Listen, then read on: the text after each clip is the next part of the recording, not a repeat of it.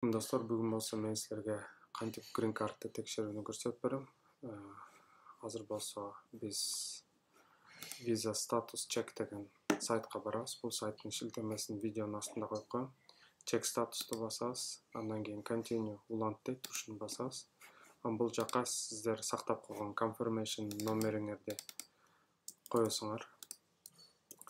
Бул жака болсо last name же family name дейт. Бул жакта фамилияңарды коесуңар. Атыңарды коюштун кереги жок.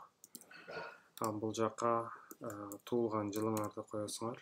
Анан ылдый басканда бул жакта кодду жазабыз. Бул жакты жазгандан submit деген кнопканы басабыз. Басканда бизге жаңы баракча чыгат. Бул жакта айтып атат has not been selected дейт. Бул green card уткан жок деген маанини билдирет.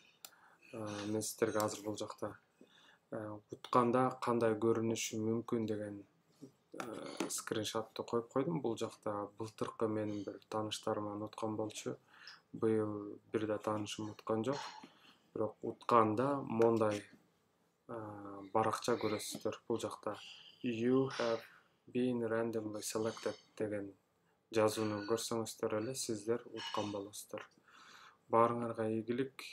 Мындан кийин уткандар болсо сөзсүз түрдө DS260 кантип толтуруу деген видеону көрүп койгула. Баарыңарга ийгилик. Ассаламу алейкум.